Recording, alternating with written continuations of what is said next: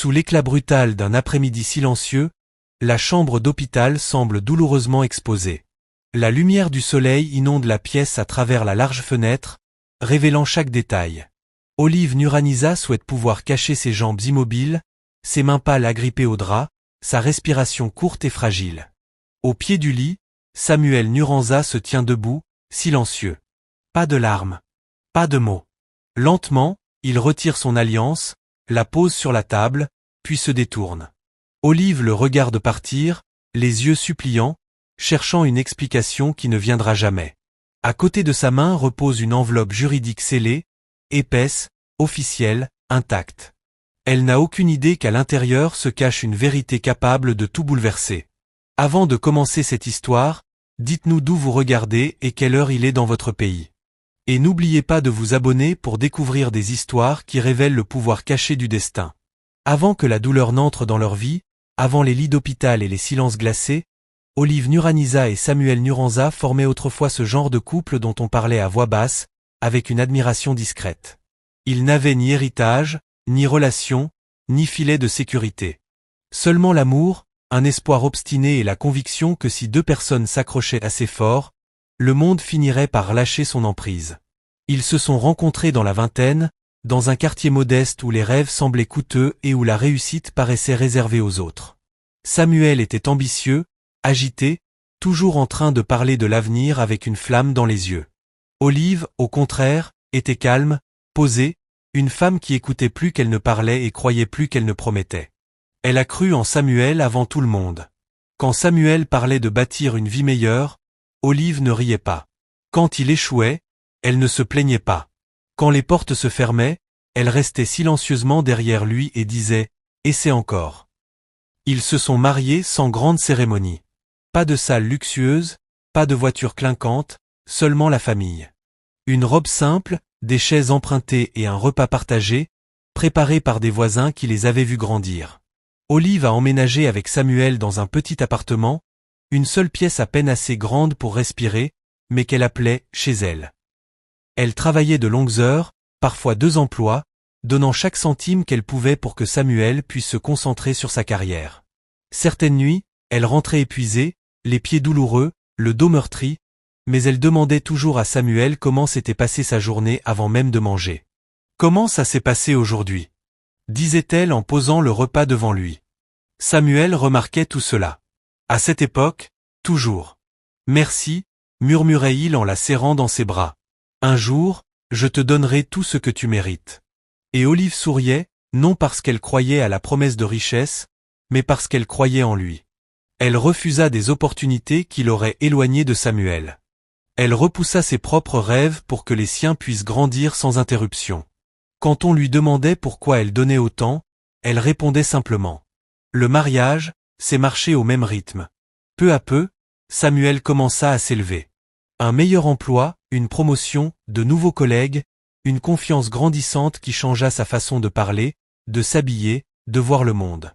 Olive célébrait chaque victoire comme si c'était la sienne. Elle applaudissait plus fort que tous, même quand personne ne regardait. Mais le succès, même en petite dose, a une façon subtile de déséquilibrer une relation. Samuel passait de plus en plus de temps dehors. Les réunions se prolongeaient. Les appels téléphoniques se faisaient à voix basse. Son rire ne résonnait plus dans l'appartement comme avant. Olive remarqua le changement, mais ne paniqua pas. L'amour, croyait-elle, ne disparaît pas du jour au lendemain. « Tu travailles beaucoup ?» lui dit-elle doucement un soir. « Assure-toi de te reposer. » Samuel sourit distraitement. « Ça va. » Elle lui fit confiance. Il y eut des moments, petits et silencieux, où Olive sentit quelque chose lui échapper. Pas l'amour. Pas encore. Quelque chose de plus doux, la patience, l'attention, la gratitude. Pourtant, elle ne se plaignit jamais. Quand Samuel oubliait les anniversaires, elle se disait que le stress faisait oublier. Quand il parlait sèchement, elle pensait « le succès apporte de la pression ». Quand il se détournait la nuit, elle accusait la fatigue. Elle absorbait chaque changement en silence, convaincue que le sacrifice était temporaire. Ce qu'Olive ignorait, c'est que Samuel commençait à voir le monde différemment et lui-même aussi. Il ne se voyait plus comme le jeune homme ayant besoin de soutien. Il voyait le potentiel, la reconnaissance, l'admiration. Et avec ce regard nouveau vint une peur silencieuse. La peur de stagner, la peur d'être tiré en arrière, la peur d'être lié à une vie qui lui rappelait trop d'où il venait. Et Olive, sans le savoir, devint le symbole discret de ce passé. Elle restait douce, inchangée, ancrée. Et dans l'ambition grandissante de Samuel, cette stabilité commença à lui sembler lourde. Pourtant, il y avait encore de l'amour. Un amour réel. Il n'avait pas disparu. Il était simplement enfoui sous les attentes et l'orgueil. Ils partageaient toujours les repas, priaient encore ensemble, parlaient encore de l'avenir. Mais la vision de Samuel semblait désormais plus large, plus brillante, et moins précise quant à la personne qui se tiendrait à ses côtés. Olive le remarquait, mais elle choisissait la foi plutôt que la peur. Le jour de l'accident, ils se disputèrent. Pas fort. Pas cruellement. Juste un léger désaccord. Une de ces conversations que les couples oublient aussitôt terminées. Samuel voulait qu'Olive l'accompagne à un événement plus tard dans la semaine. Olive hésita. Elle se sentait fatiguée, le corps lourd, la tête douloureuse. On en reparlera plus tard, dit-elle doucement. Samuel hocha légèrement la tête, irrité, mais ne dit rien de plus. Ce fut le dernier moment normal de leur mariage. Car quelques heures plus tard, le monde qu'Olive connaissait allait se briser. Mais pour l'instant, avant l'accident, avant le fauteuil roulant, avant le silence, il y avait encore un mariage bâti sur des années de dévouement silencieux. Un mariage qui avait survécu à la pauvreté. Un mariage qui avait survécu aux épreuves. Un mariage qu'Olive croyait, profondément et obstinément, capable de survivre à tout. Elle ne savait pas encore que l'amour, lorsqu'il est mis à l'épreuve par l'inconfort plutôt que par la difficulté, révèle souvent sa véritable nature. Et Samuel ne comprenait pas encore que la femme qui était restée à ses côtés quand il n'avait rien, se tiendrait un jour sans lui quand il aurait tout. L'accident n'arriva ni avec le tonnerre ni avec un avertissement. Il survint discrètement, au milieu d'une journée ordinaire, l'un de ces après-midi qui n'annoncent jamais qu'ils deviendront inoubliables. Olive Nuranisa était sortie plus tôt que d'habitude.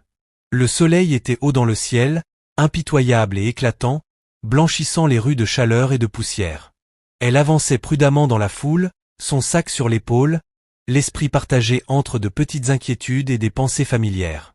Elle pensait au dîner, à savoir si Samuel rentrerait à temps, à rien qui lui semblait assez important pour être retenu plus tard. À l'intersection, la circulation ralentit. Des voix se mêlèrent au klaxon. Un instant d'hésitation. Un pas en avant. Puis tout vola en éclats. Le métal hurla. Les corps furent projetés. Le temps sembla s'arrêter juste assez longtemps pour qu'Olive aperçoive la terreur dans les yeux d'un inconnu avant d'être jeté au sol. Une douleur fulgurante traversa sa colonne vertébrale comme un incendie. Le monde tourna, puis devint terriblement immobile. Elle essaya de bouger. Rien. Ses jambes reposaient là, silencieuses, lointaines, comme si elles appartenaient à quelqu'un d'autre. Autour d'elle, des cris. Quelqu'un s'agenouilla en lui demandant son nom. Quelqu'un d'autre appelait à l'aide.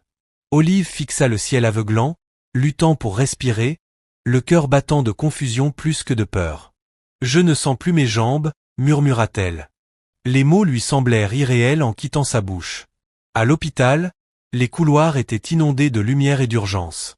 Olive allait et venait entre conscience et inconscience tandis que les médecins la faisaient passer par des portes qu'elle ne reconnaissait pas. Aiguilles, machines, voies rapides et saccadées qu'elle n'arrivait pas à suivre. Quand Samuel arriva, sa chemise était froissée, son visage vidé de toute couleur. Il resta figé à l'entrée, regardant le corps immobile d'Olive comme s'il craignait qu'elle disparaisse s'il clignait des yeux. « Que s'est-il passé » demanda-t-il, la voix brisée. Personne ne lui répondit tout de suite.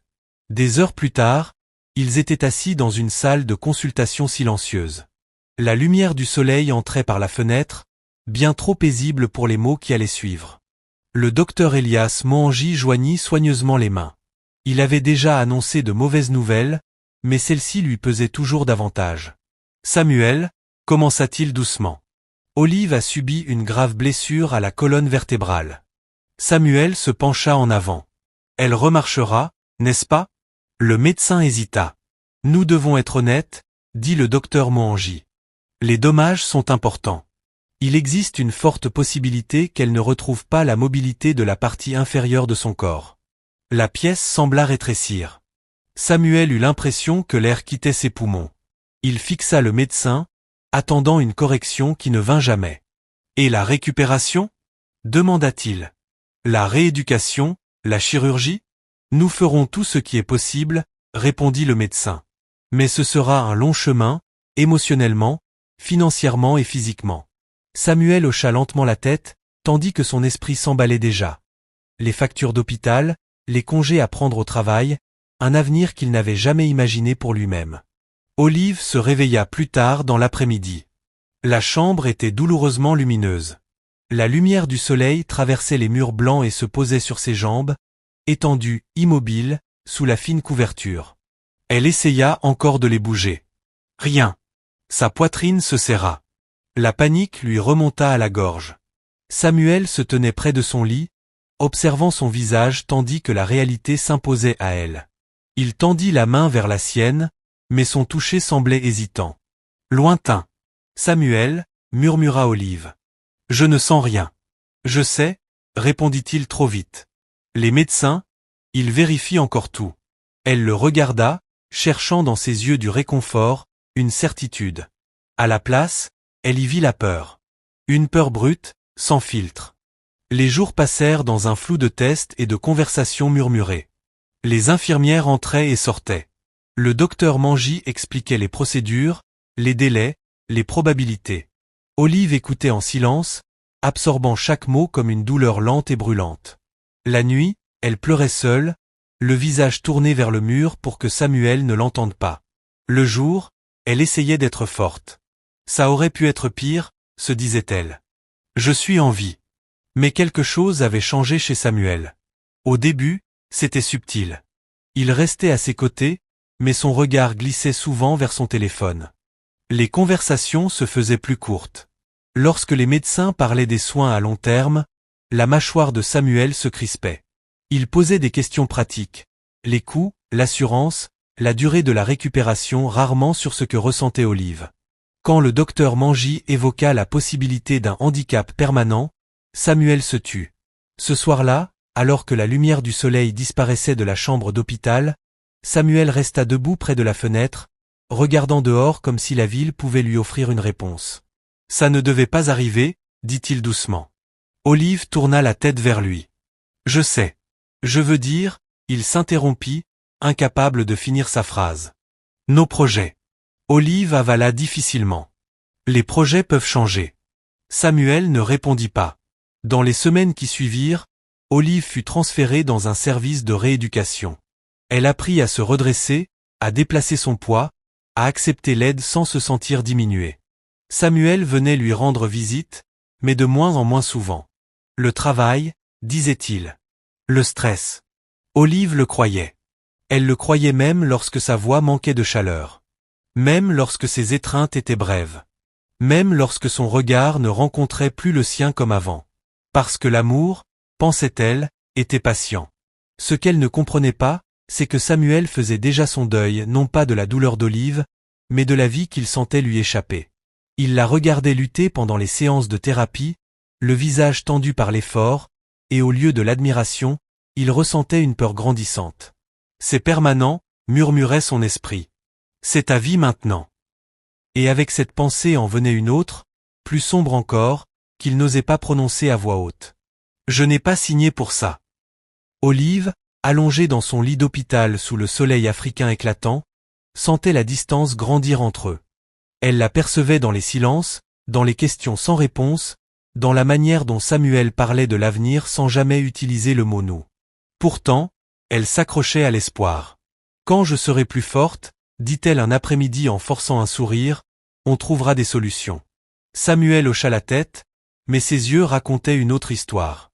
L'accident avait privé Olive de la capacité de marcher. Mais il lui avait aussi enlevé autre chose. Quelque chose de bien plus fragile, la certitude d'être aimé, quoi qu'il en coûte. Lorsqu'Olive et Samuel rentrèrent enfin chez eux, l'appartement ne ressemblait plus à un lieu de repos. Il ressemblait à un rappel constant. Chaque matin, la lumière du soleil se répandait sur le carrelage, vive et impitoyable, révélant chaque recoin étroit que Samuel devait désormais contourner avec le fauteuil roulant. La pièce n'avait pas changé, mais la vie à l'intérieur, si. Au début, Samuel essaya. Il aidait Olive à passer du lit au fauteuil. Il lui apportait de l'eau quand elle le demandait. Il hochait la tête lors des conversations avec les médecins et les thérapeutes. Vu de l'extérieur, il ressemblait à un mari dévoué accomplissant son devoir. Mais Olive ressentit immédiatement la différence. Son toucher avait perdu sa chaleur. Sa voix, autrefois douce et pleine d'affection, portait désormais une impatience qu'il ne cherchait même plus à cacher. Les silences s'allongeaient entre eux, lourds et inconfortables. « Tu as besoin de quelque chose ?» demandait Samuel, déjà à moitié dehors. « Ça va ?» répondait Olive, même quand ce n'était pas vrai. Elle ne voulait pas être un fardeau. Pas maintenant. Jamais. Les routines quotidiennes devinrent des négociations. Les tâches simples prenaient plus de temps. Olive détestait demander de l'aide. Détestait voir l'éclair d'agacement traverser le visage de Samuel quand elle le faisait. Un après-midi, en essayant d'atteindre le plan de travail, elle fit tomber un verre. Il se brisa bruyamment, les éclats se répandant sur le sol. « Je suis désolée, dit-elle aussitôt, la voix tremblante. Samuel soupira sèchement. « Fais juste attention. » Il nettoya sans la regarder. Cette nuit-là, Olive resta éveillée, écoutant les bruits de la ville au dehors. Samuel dormait à côté d'elle, tourné de l'autre côté. La distance entre eux semblait plus large que le lit lui-même.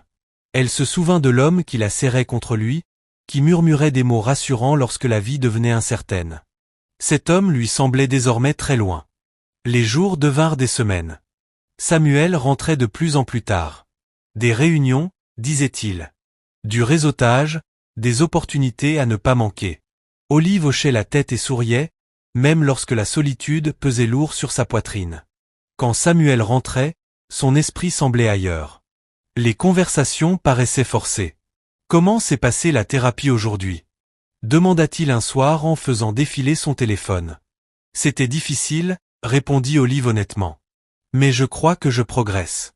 C'est bien, dit-il distraitement. Elle attendit la suite. Un mot d'encouragement, de la fierté, n'importe quoi. Rien ne vint. Samuel commença à voir l'appartement autrement. Le fauteuil roulant dans un coin. Le matériel médical soigneusement rangé contre le mur. Le silence. Ce n'était pas la vie qu'il avait imaginée lorsqu'il rêvait de réussite. Ce n'était pas l'image qu'il voulait donner au monde qui commençait enfin à le remarquer. Il se détestait de penser ainsi, mais il y pensait. Olive remarqua la façon dont Samuel évitait d'inviter des gens. La manière dont il éludait les questions sur son état lorsque ses collègues demandaient.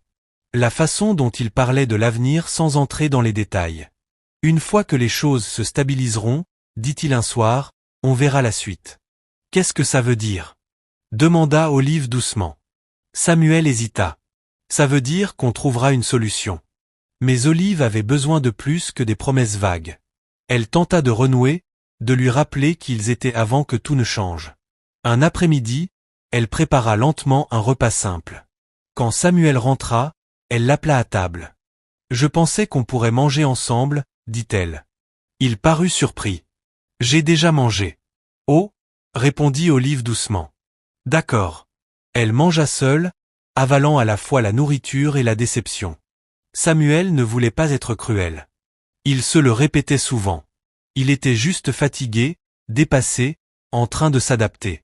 Mais au fond de lui, quelque chose de plus sombre grandissait. Un ressentiment qu'il refusait de nommer. Un ressentiment envers la responsabilité, envers la perte de liberté, envers la façon dont l'état d'Olive l'obligeait à ralentir alors que sa carrière, elle, s'accélérait. Il se sentait coincé entre la loyauté et l'ambition. Et au lieu d'affronter ce conflit, il se replia sur lui-même. Olive le ressentait dans les petits détails. Dans la façon dont Samuel ne lui prenait plus la main en public. Dans ses baisers devenus rapides et mécaniques. Dans la manière dont il évitait de regarder ses jambes, comme s'il faisait semblant qu'elles n'existaient pas. Un après-midi, Ruth, la jeune sœur de Samuel, vint leur rendre visite.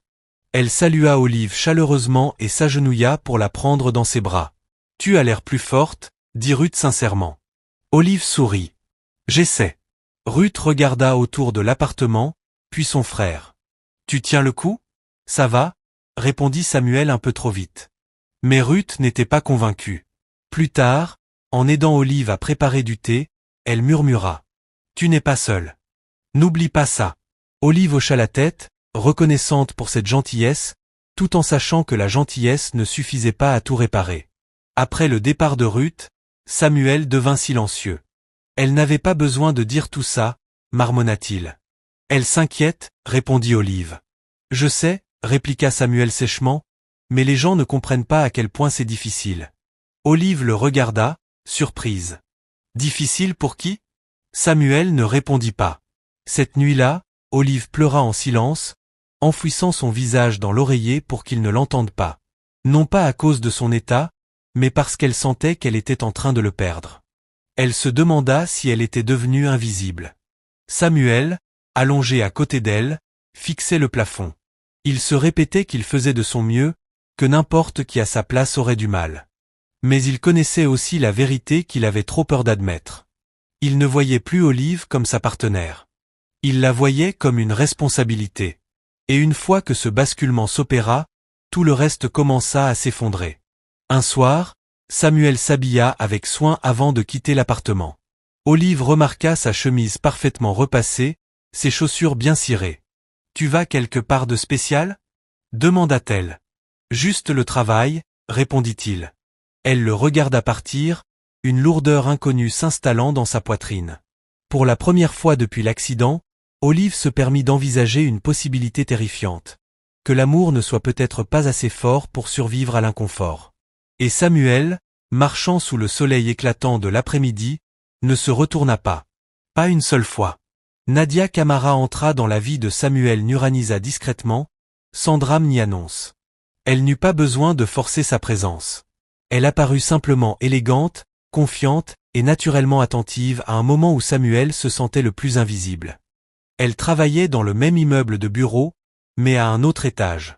Leur première conversation fut brève et banale, un trajet partagé en ascenseur, un salut poli, une remarque sur la chaleur extérieure. Mais ce que Samuel remarqua immédiatement, ce fut la manière dont Nadia le regardait. Pas avec pitié. Pas avec inquiétude. Mais avec intérêt. « Vous êtes bien Samuel, n'est-ce pas ?»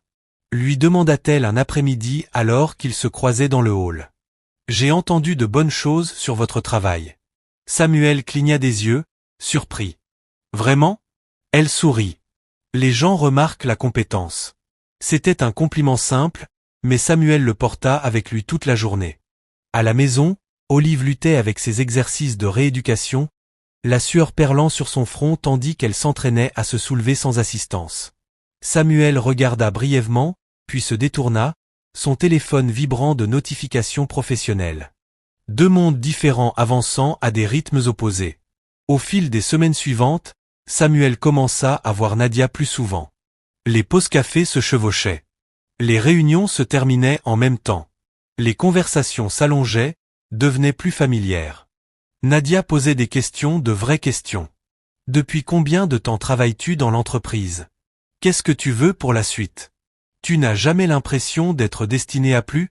Samuel se surprit à répondre honnêtement, plus honnêtement qu'il ne l'avait fait avec qui que ce soit depuis longtemps. Il parla d'ambition, du sentiment d'être freiné, de son désir d'une vie à la hauteur de son potentiel. Nadia l'écoutait, hochant lentement la tête. « Ça se comprend, dit-elle. Tu ne sembles pas être quelqu'un qui devrait rester bloqué. » Bloqué. Le mot résonna dans l'esprit de Samuel.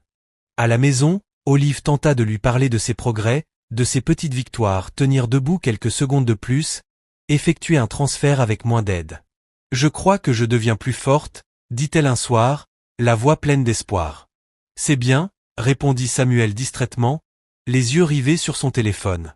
Le contraste n'échappa pas à Olive, mais elle ravala sa déception, se rappelant que la guérison demandait de la patience des deux côtés.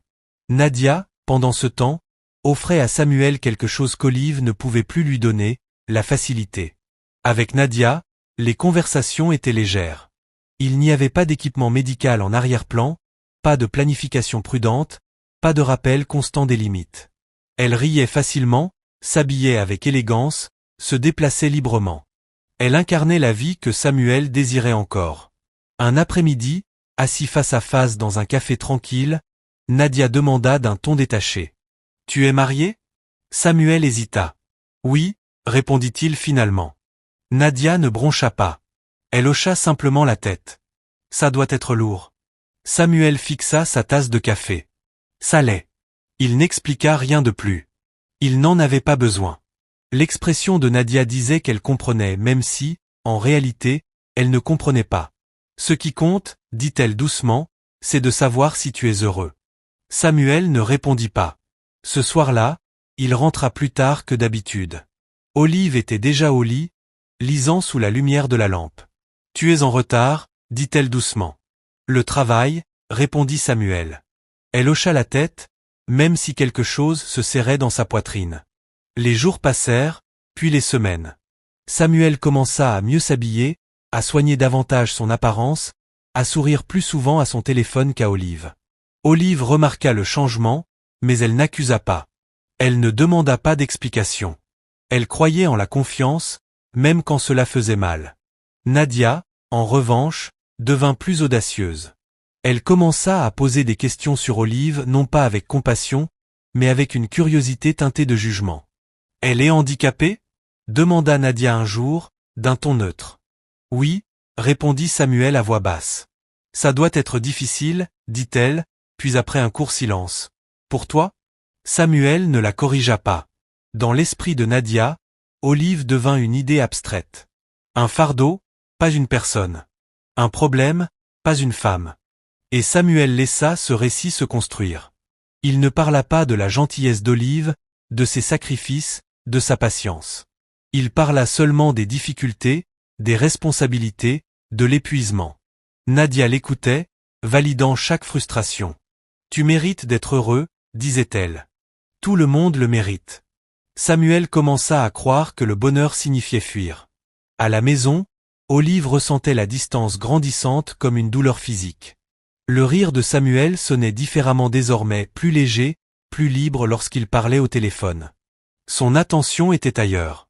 Un soir, elle demanda prudemment. « Est-ce qu'il y a quelqu'un d'autre ?» Samuel se figea. « Non, » répondit-il trop vite. « Pourquoi tu demandes ça ?» Olive scruta son visage. « Tu es loin. » Samuel soupira. « Tu imagines des choses. » Elle hocha la tête, même si son cœur n'était pas d'accord. Nadia, elle, n'imaginait rien. Elle voyait une opportunité. Elle invita Samuel à des événements, le présenta à des personnes qu'il admirait, peignit un avenir où il n'était pas défini par l'obligation. Elle ne lui dit jamais de quitter Olive. Elle n'en avait pas besoin. Un après-midi, Samuel regarda Olive lutter pour atteindre une étagère. La frustration se lisait sur son visage. Il intervint pour l'aider, puis se retira presque aussitôt. « J'ai ça », dit Olive en forçant un sourire. Samuel hocha la tête. Une brève culpabilité traversa son regard, rapidement remplacée par de l'irritation. Pourquoi tout semblait-il si lourd? Avec Nadia, rien n'était lourd. Un soir, alors que le soleil déclinait et que la ville bourdonnait au dehors, Nadia se pencha légèrement vers lui pendant leur conversation. « Tu n'as rien à décider aujourd'hui », dit-elle doucement. « Ne te perds juste pas en essayant d'être tout pour tout le monde. » Quelque chose bougea en Samuel. Pas de l'amour. Une permission. La permission de vouloir plus. La permission d'imaginer une vie sans sacrifice. Et sans encore le savoir, cette permission allait lui coûter tout ce qui avait autrefois compté. Ce soir-là, Olive était seule à la maison, regardant par la fenêtre tandis que la lumière du jour s'éteignait. Elle sentait que quelque chose d'irréversible avait commencé, sans savoir où cela mènerait. Tout ce qu'elle savait, c'est que l'homme qu'elle aimait lui échappait. Et la femme qui l'attirait vers elle ne voyait pas Olive comme une épouse. Elle la voyait comme un obstacle. La trahison ne survint pas en un seul instant.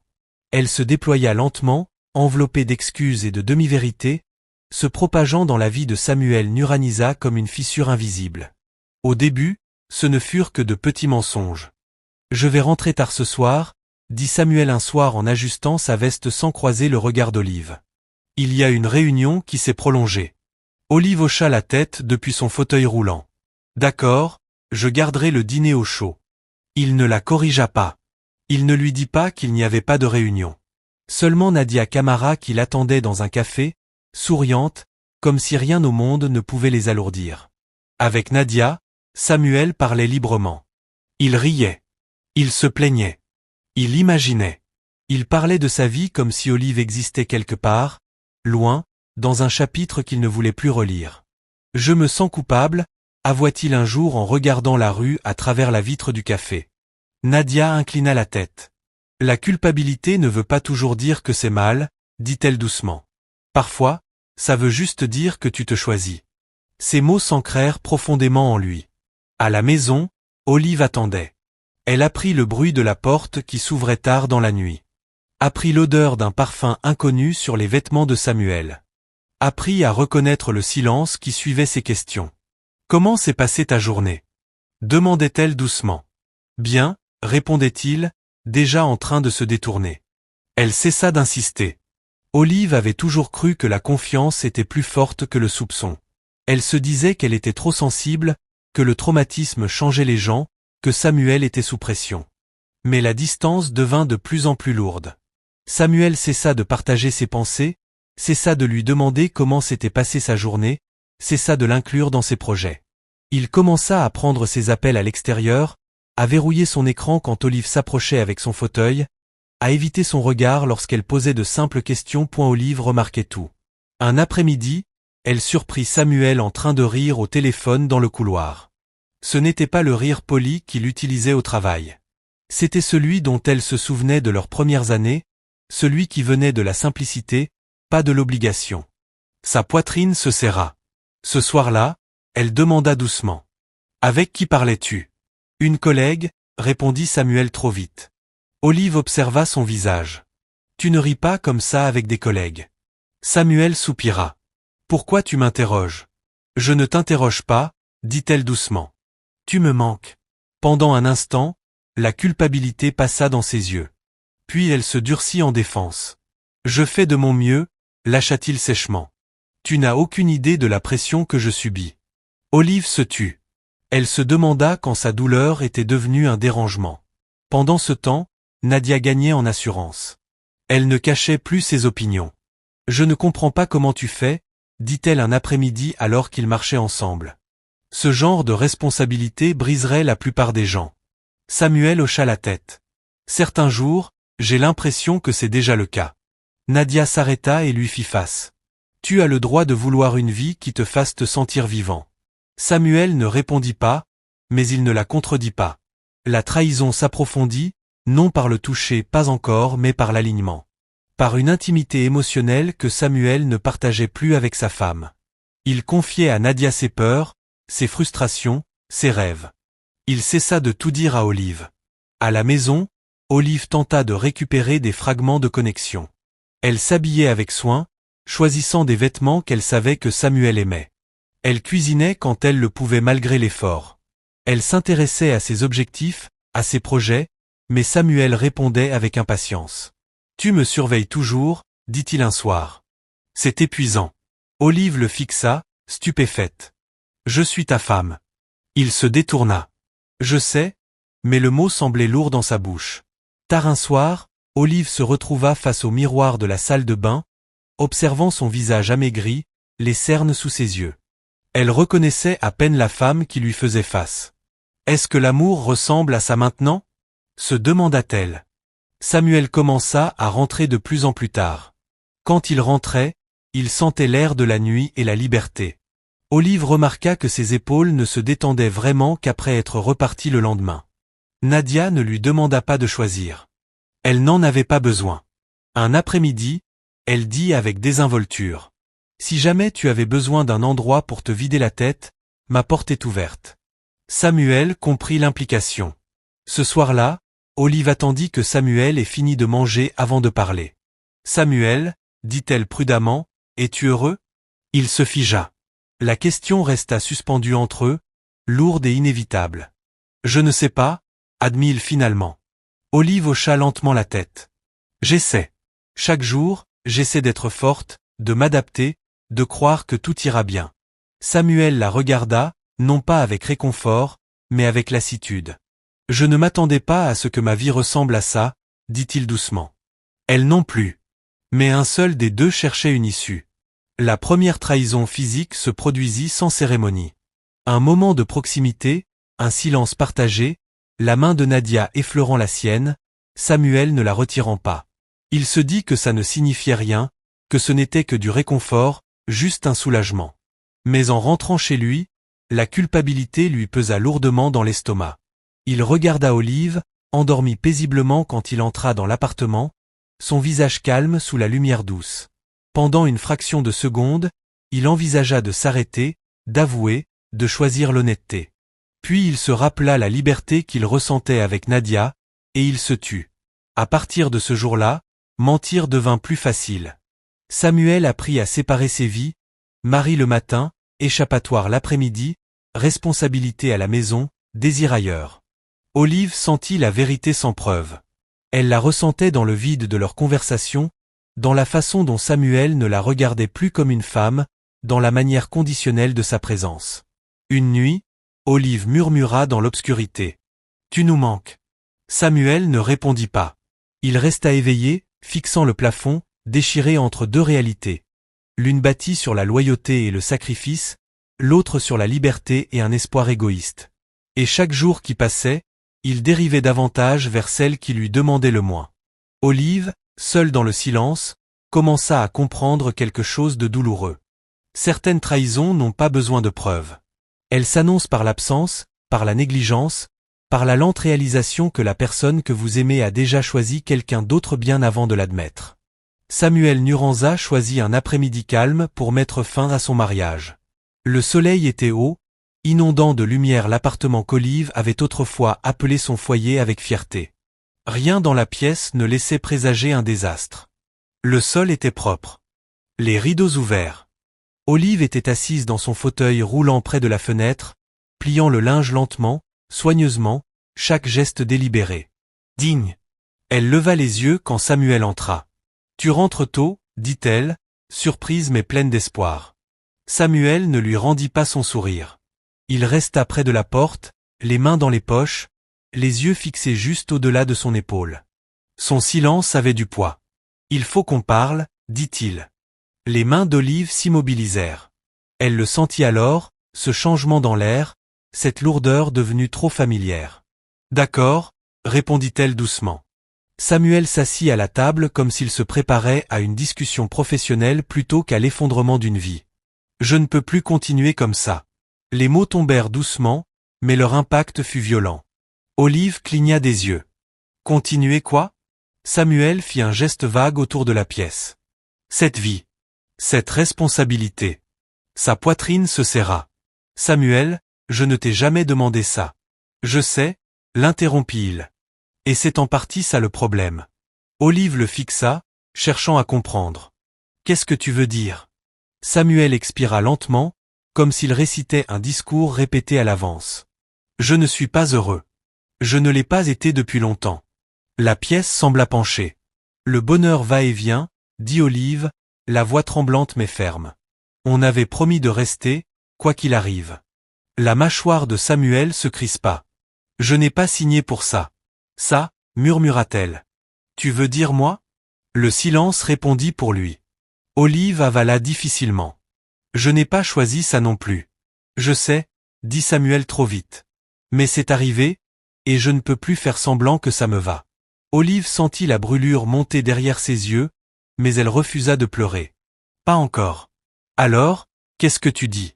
Samuel détourna le regard. « Je veux divorcer. » Le mot résonna dans la pièce. Creux. Définitif. Divorce. Olive avait imaginé beaucoup d'avenir. La lutte, la guérison, l'incertitude, mais jamais l'abandon. « Il y a quelqu'un d'autre ?» demanda-t-elle doucement. Samuel hésita juste assez longtemps. « Ce n'est pas la question. » C'était toute la question. Olive hocha lentement la tête, comme si elle encaissait un coup. « Tu as déjà décidé. »« Oui. » « Et rien de ce que tu diras ne changera ça. » Samuel ne répondit pas. Elle ferma brièvement les yeux, rassemblant ce qui lui restait de force. « Qu'est-ce qui va m'arriver ?» demanda-t-elle. Samuel sortit une enveloppe de sa veste et la posa sur la table sans la regarder. « Il y a un peu d'argent, dit-il. Ça devrait t'aider pendant un moment. » Olive fixa l'enveloppe, puis lui. Tu crois que c'est une question d'argent? J'essaie d'être juste, répondit Samuel sur la défensive. Je paierai le loyer quelques mois. Quelques mois. Après des années de mariage, de sacrifices, de loyauté, Olive sentit quelque chose se briser en elle. Pas bruyamment. Pas dramatiquement. Mais complètement. Je t'aimais, dit-elle. Samuel se déplaça, mal à l'aise. Je sais. J'ai cru en toi quand tu n'avais rien. Je sais, répéta-t-il, la voix tendue. Et maintenant que j'ai besoin de toi.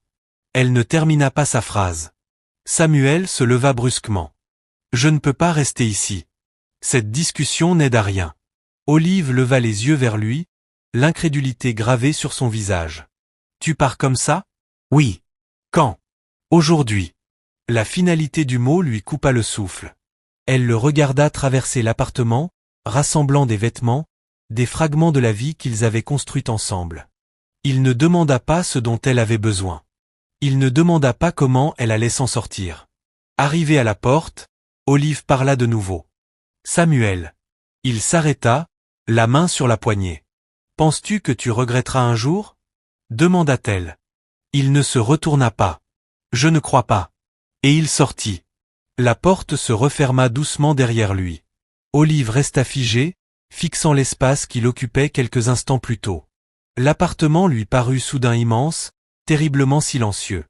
Son regard se posa sur l'enveloppe sur la table. Elle s'avança avec son fauteuil, les mains tremblantes, et l'ouvrit. La somme était modeste. Insultante. Assez pour survivre. Pas assez pour vivre. Les larmes brouillèrent sa vision tandis que la réalité s'installait. Elle était seule, pas seulement abandonnée, mais rejetée. Ce soir-là, Olive passa un appel qu'elle n'aurait jamais pensé devoir faire. Elle s'organisa pour emménager dans une chambre plus petite, à peine à sa portée financière. Elle fit ses cartons lentement, douloureusement, chaque objet portant un souvenir. La photo de leur mariage, la tasse que Samuel utilisait chaque matin, la couverture qu'ils partageaient autrefois. Elle laissa la plupart de ces choses derrière elle. Samuel, de son côté, ressentit un étrange mélange de soulagement et de malaise en s'éloignant en voiture. La ville semblait plus lumineuse. La route devant lui paraissait ouverte. Nadia l'attendait plus tard dans la soirée, son appartement chaleureux, son sourire rassurant. C'est fini, dit Samuel. Elle hocha la tête en s'approchant. Tu as fait ce que tu devais faire. Pendant un bref instant, il la crut. Mais Olive, assise seule dans une pièce presque vide, sentit le poids de la perte s'enfoncer profondément dans ses os. Elle fixa ses mains, ses jambes qui ne bougeaient plus, la vie qui lui avait été arrachée, morceau par morceau. Et pour la première fois depuis l'accident, Olive se permit de poser une question terrifiante. Si l'homme qui avait promis l'éternité pouvait partir si facilement, que valait encore sa vie maintenant? Le soleil descendait, projetant de longues ombres sur le sol. Et dans cette lumière déclinante, Olive Nuranisa affronta le chapitre le plus sombre de sa vie, sans l'homme qu'elle avait cru ne jamais quitter son côté. Olive Nuranisa emménagea dans sa nouvelle chambre un matin calme, alors que la ville semblait trop occupée pour remarquer sa disparition. L'immeuble était ancien, ses murs marqués par des années de négligence. Le couloir sentait le béton humide et la nourriture cuisinée des vies des autres. La chambre était minuscule, à peine assez grande pour son lit, son fauteuil roulant et un étroit passage entre les deux. Mais c'était tout ce qu'elle pouvait se permettre. La lumière du soleil passait à travers une fenêtre fissurée, se déposant de manière inégale sur le sol. Olive resta assise dans son fauteuil, examinant l'espace d'un regard vide. Ce n'était pas un foyer. C'était un abri temporaire, fragile. Elle se dit que cela suffirait. Les premiers jours passèrent dans un flou d'épuisement. Tout prenait plus de temps maintenant. Les tâches simples devenaient des calculs minutieux. Jusqu'où elle pouvait atteindre, combien d'énergie il lui restait, ce qui pouvait attendre le lendemain. Elle mangeait peu, dormait mal. La nuit, le silence pressait contre ses oreilles, plus bruyant que n'importe quel son. Aucun pas, aucune respiration familière à ses côtés, seulement le bourdonnement de la ville et ses propres pensées, implacables. Elle repassait sans cesse les mots de Samuel. Je n'ai pas signé pour ça. À chaque fois, il la blessait davantage. Olive tenta de se distraire. Elle suivait ses exercices de rééducation. Elle lisait. Elle écoutait la radio. Mais la solitude s'infiltrait partout. Les appels restaient sans réponse. Des amis qu'elle pensait présents ne donnaient pas de nouvelles. Certains ne savaient pas quoi dire. D'autres s'éloignaient simplement, mal à l'aise face à son état, incertains de la manière d'aider. Olive comprenait. Mais la douleur restait. L'argent devint une inquiétude constante. Le maigre soutien laissé par Samuel s'amenuisait plus vite qu'elle ne l'avait prévu. Frais médicaux, loyer, transport. Les chiffres ne s'équilibraient jamais. Elle sautait des repas sans vraiment s'en rendre compte, se persuadant qu'elle n'avait pas faim. Certains jours, elle ne quittait même pas la chambre. Le miroir au mur devint son ennemi silencieux. Elle l'évitait quand elle le pouvait, mais parfois son regard s'y attardait. Elle voyait la perte de poids, les yeux fatigués, une femme qui paraissait plus âgée que son âge réel. « Qui suis-je maintenant ?» se demanda-t-elle. Elle avait été l'épouse de quelqu'un, la partenaire de quelqu'un, une femme avec des projets. Maintenant, elle était un fardeau, même pour elle-même. Un après-midi, Olive tenta de passer de son fauteuil au lit sans aide. Elle estima mal la distance. Son corps glissa. Elle heurta le sol. La douleur fut vive et soudaine. Elle cria, plus de surprise que de blessure. Elle resta allongée un long moment, fixant le plafond, incapable de bouger. Personne ne vint. Après plusieurs minutes, elle se hissa péniblement, à la seule force de sa volonté et de ses bras tremblants. Lorsqu'elle atteignit enfin le lit, elle sanglotait pas bruyamment, mais avec une désespérance silencieuse. Ce soir-là, Olive ne pleura pas parce qu'elle était tombée. Elle pleura parce qu'elle avait compris quelque chose de terrifiant. Si quelque chose lui arrivait, personne ne le saurait. Les jours devinrent des semaines. Le monde d'Olive se réduisit à la taille de sa chambre. L'extérieur lui semblait lointain, inaccessible. Elle cessa d'attendre des messages. Cessa d'espérer des excuses qui ne viendraient jamais. Le nom de Samuel devint quelque chose qu'elle évitait de penser, mais il persistait, comme un bleu que l'on oublie jusqu'à ce qu'on le touche. Parfois, elle se demandait s'il pensait à elle, si la culpabilité le tenait éveillé la nuit. Mais ces questions ne faisaient qu'approfondir la douleur, alors elle les repoussait. Un après-midi, Olive sortit pour la première fois depuis plusieurs jours. Le soleil était chaud, l'air chargé de vie. Les gens passaient sans la remarquer. Elle s'arrêta près d'un petit étal au bord de la route, observant une femme âgée lutter pour arranger des objets sur une table basse. Les mains de la femme tremblaient lorsqu'elle tenta de ramasser un tissu tombé. Sans réfléchir, Olive s'approcha en fauteuil. « Laissez-moi vous aider » dit-elle doucement. La femme leva les yeux, surprise. Son visage était marqué par l'âge, mais ses yeux restaient vifs malgré la fatigue. « Merci » répondit-elle. Olive ajusta le tissu avec soin, ignorant la tension dans ses bras. Cela lui fit du bien de faire quelque chose pour quelqu'un d'autre, même quelque chose de petit. « Je m'appelle Béatatrice » dit la femme. « Olive » répondit-elle.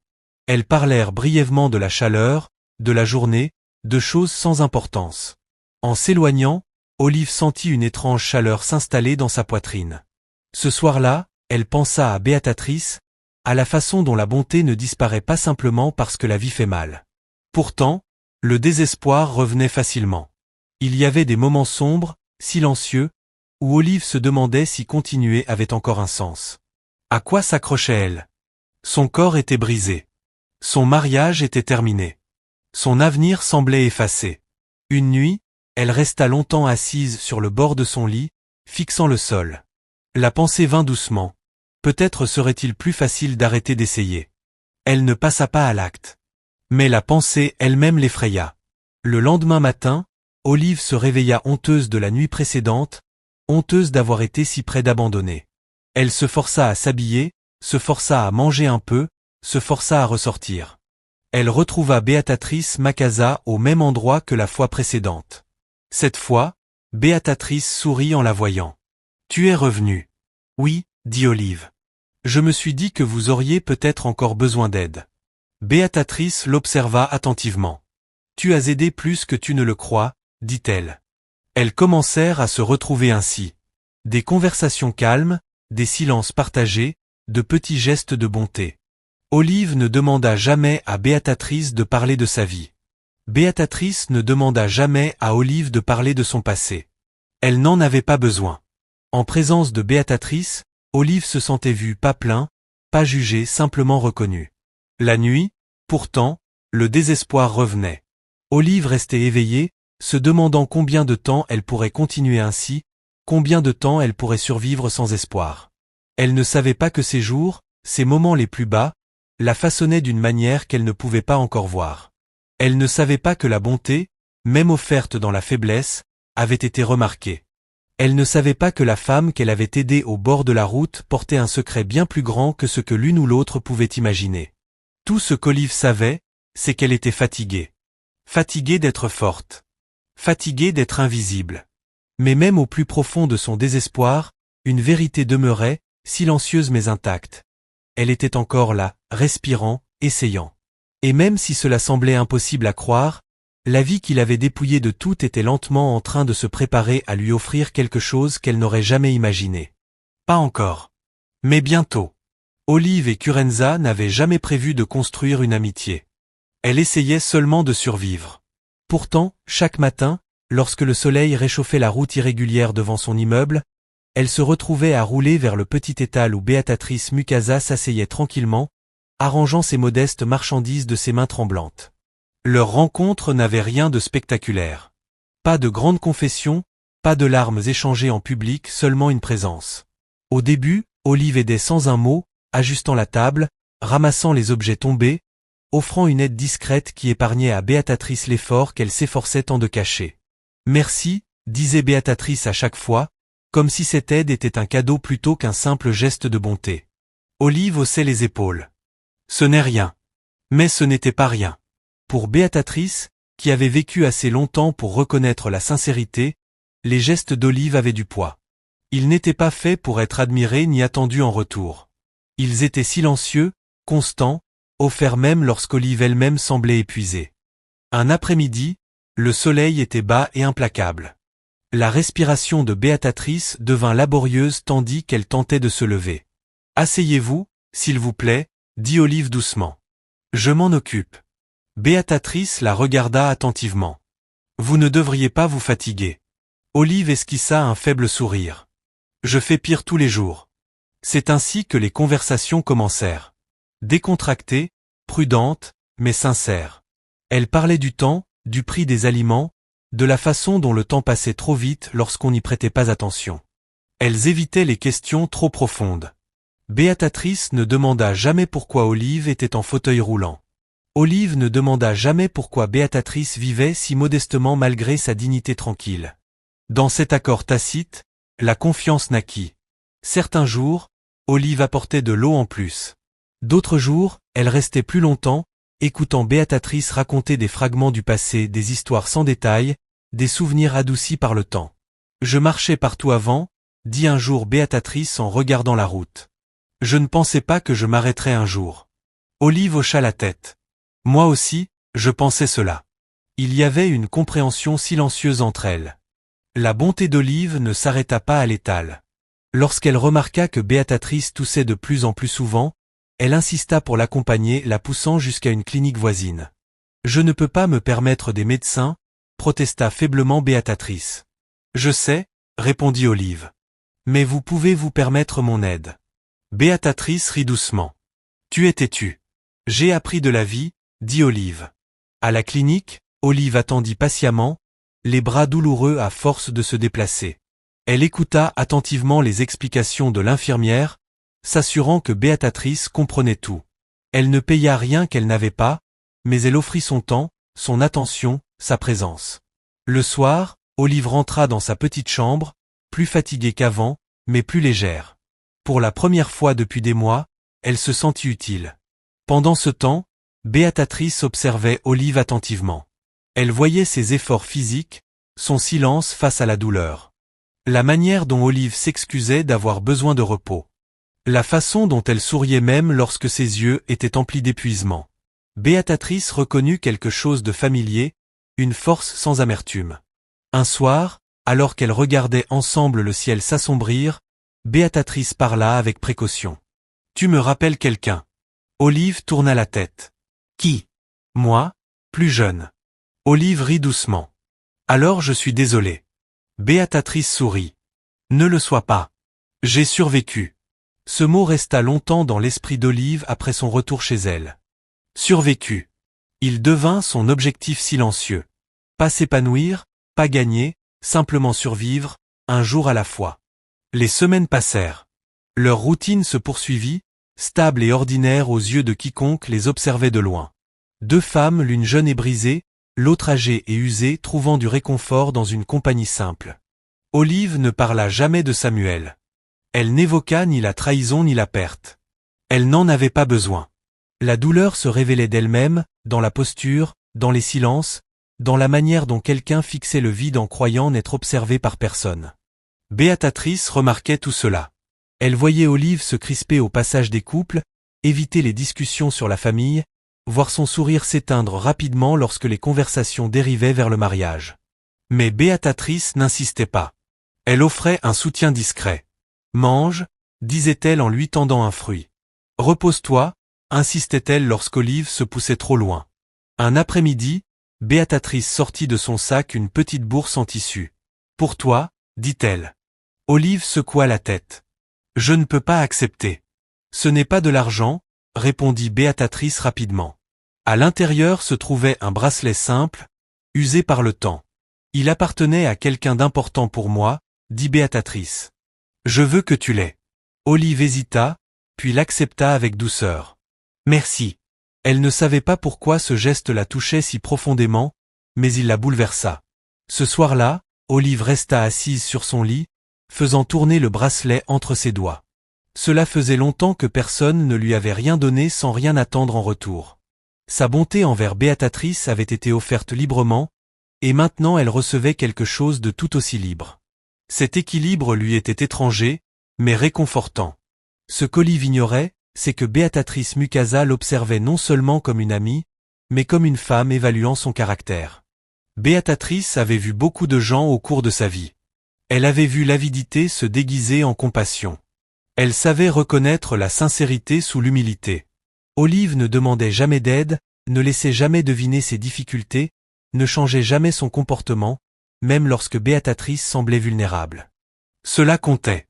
Un soir, Béatrice tomba soudainement malade. Étourdie, faible. Olive réagit immédiatement, appelant de l'aide, restant à ses côtés au milieu de la confusion et de la peur. Elle ne partit pas avant que Béatrice soit stabilisée, lui tenant la main dans les pires moments. « Je suis là », murmura Olive. « Tu n'es pas seule. » Béatrice la regarda, les yeux emplis de quelque chose de plus profond que de la gratitude. À cet instant précis, Béatrice prit une décision. Non par pitié, mais par respect. Quelques jours plus tard, alors que Béatrice se remettait, elle observa Olive se pousser une fois de plus le long de la route, la détermination gravée sur le visage. Olive croyait simplement aider une vieille femme.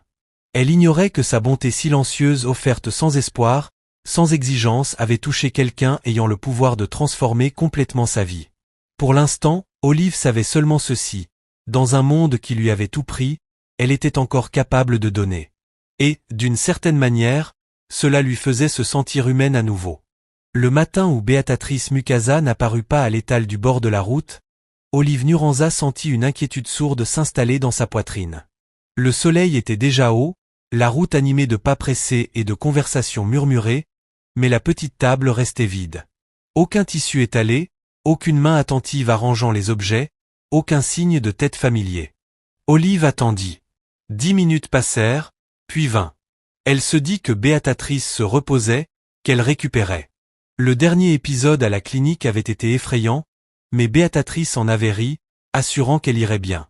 Pourtant, l'inquiétude d'Olive s'alourdissait à chaque minute. Elle s'approcha de l'endroit habituel, scrutant la rue comme si Béatrice pouvait apparaître soudainement, souriante et confuse. « Rien ?» demanda un vendeur voisin en jetant un coup d'œil. « Vous cherchez la vieille dame ?»« Oui », répondit Olive. « Vous l'avez vue aujourd'hui ?» Le vendeur secoua lentement la tête. « Une ambulance est venue tôt ce matin. Ils l'ont emmenée. » Le souffle d'Olive se coupa. « Vous savez où ?»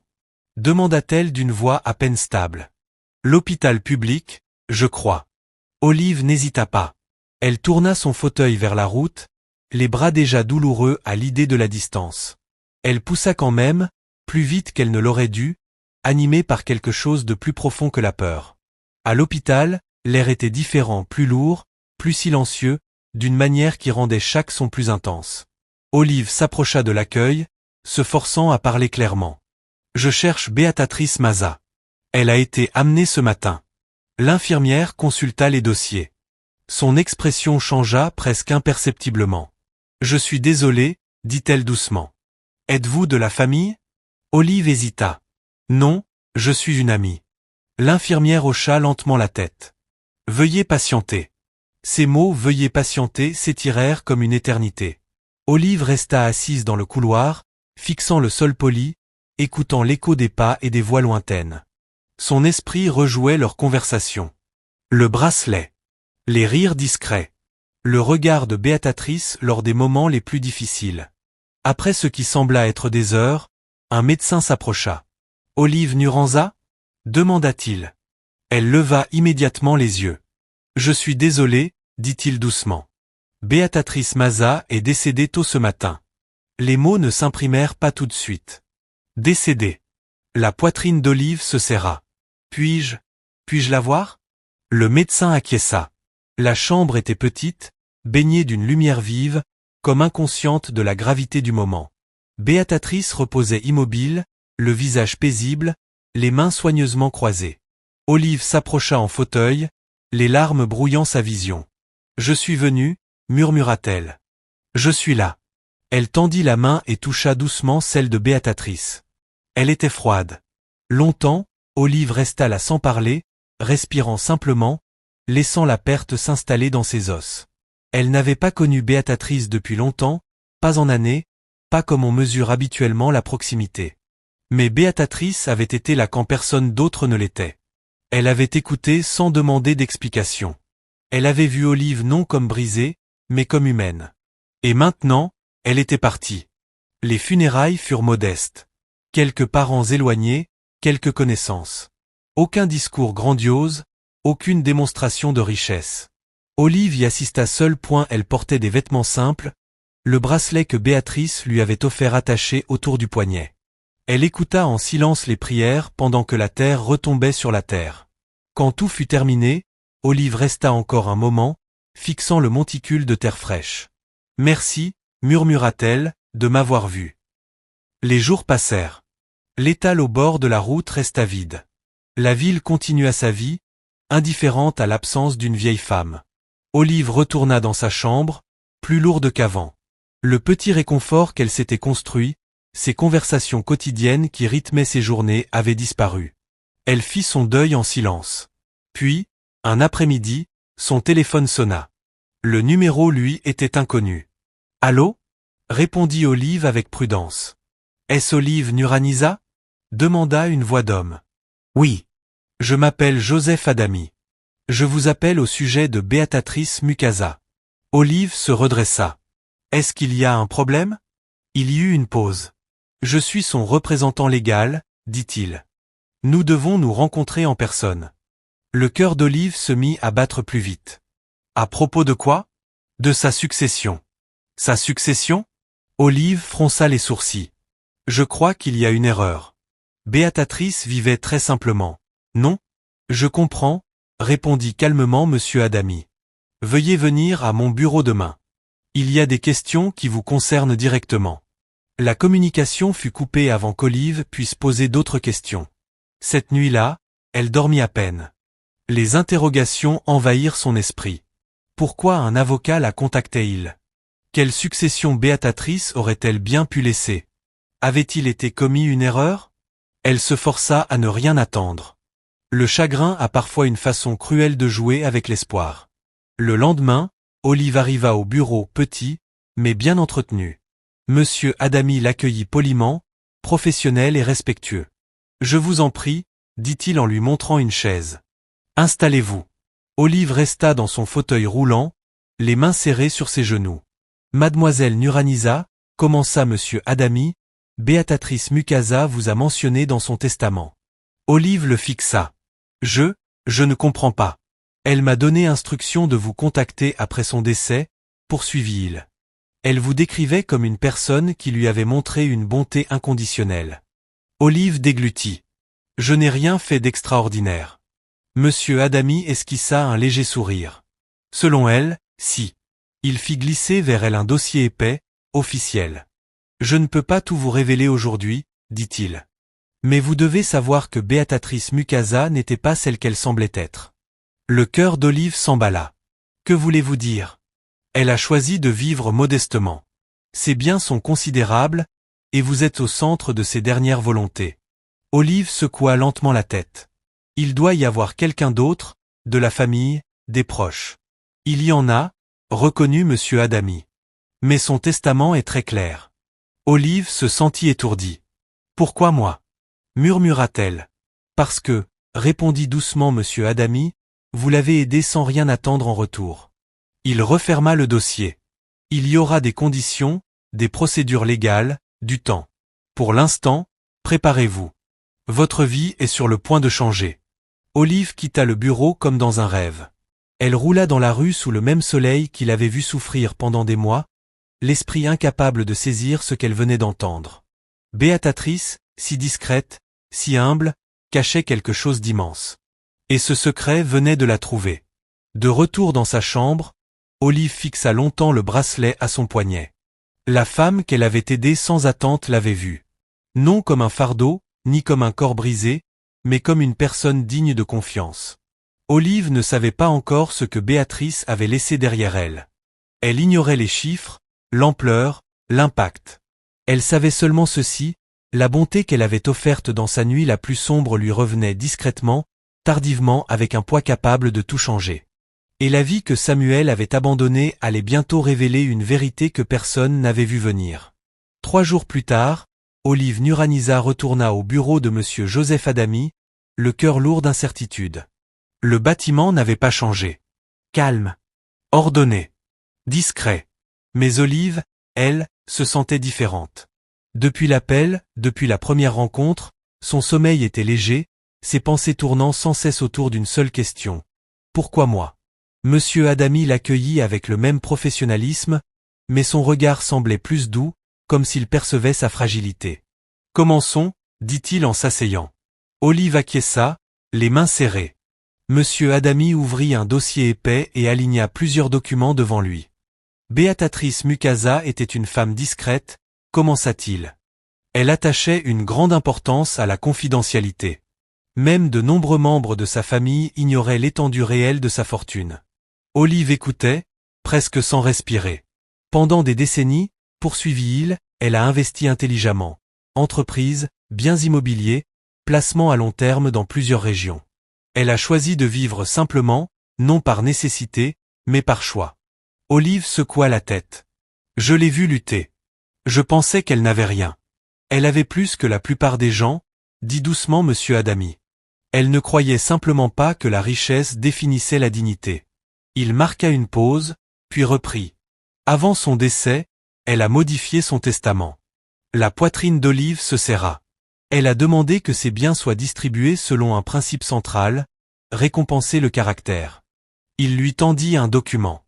Selon ce testament, vous êtes la bénéficiaire principale. La pièce sembla vaciller. Olive fixa le papier, la vue brouillée. Bénéficiaire principale? Oui.